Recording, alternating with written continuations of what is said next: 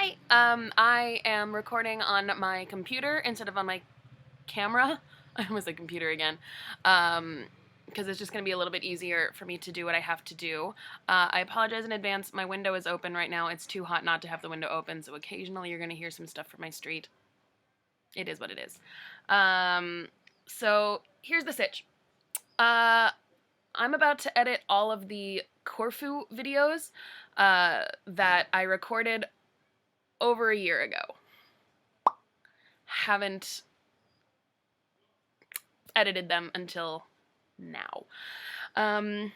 Reason being, I was dreading doing it because I knew I was gonna be disappointed with the footage that I have, because I don't have much footage from the first 6 days of the trip. We were there for 11 days, well, like 10 days plus 2 travel days on the end. I didn't realize before I left that my memory card was corrupted. So I just couldn't record any material. The only stuff that I could get was on my phone, but I had very limited memory on my phone, so I couldn't get all of it there either.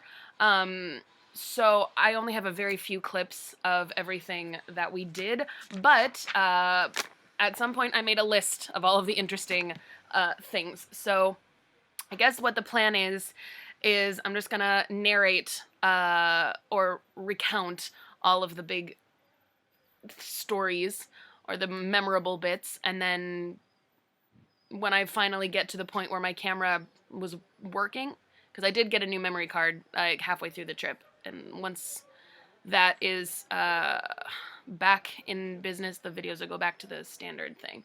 But I guess this clip is just to explain why it's my big head talking to a screen instead of on a beach.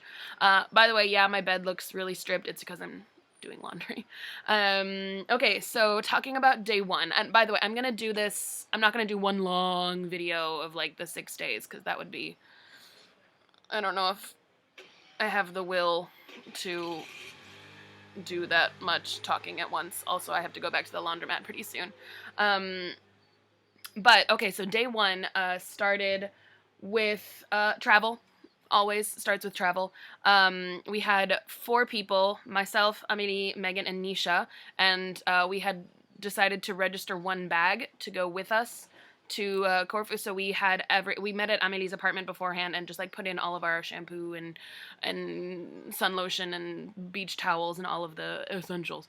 And we were really worried that it was going to be overweight when we got to the airport, so we were all a little bit stressed about that. But in any case, we got there to the airport. We got on the plane, no worries. The flight itself was a bit turbulent. I remember there were moments where I was really like counting on my Dramamine to get me through. I'm looking at my notes, by the way. I'm not just being shy. When we got to the Korfu airport, Korfu town airport, the first order of business was to get our rental car, to pick up our rental car that we'd already reserved. So it took us a little while to find the rental car booth, because it wasn't in the airport. It was like you had to leave the airport and then hike a little bit, and you could either hike to it, or they would come pick you up in a van and then bring you to the stand. And it was like a half a kilometer. I don't know kilometers and miles. It was more than a city block, more than 2 city blocks. So because we all had bags, it was good to get someone to drive us. But when we got there, we were like registering. The plan was to register me and Amelie as drivers so we could trade off, like we'd done in Mallorca the year before. And turns out I could not register as one of the drivers because I don't have an international driver's license. I should say I didn't have an international driver's license at the time. I have one now. But in Greece, if you don't have a European license, you can't drive without an international one.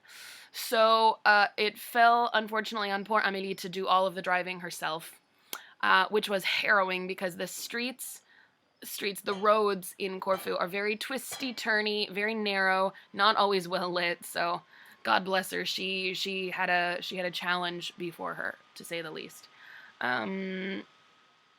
In any case, it took us about an hour to get to the apartment from the airport. We stopped halfway there to get some like uh, groceries, stuff for breakfast, and basic state like yogurt and bread and butter and the basics.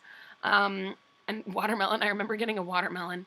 And then we got to the apartment. It was like 10 or 11 at that point, and the woman who like runs the I should say we were renting an apartment in like a really really tiny town called Nisaki.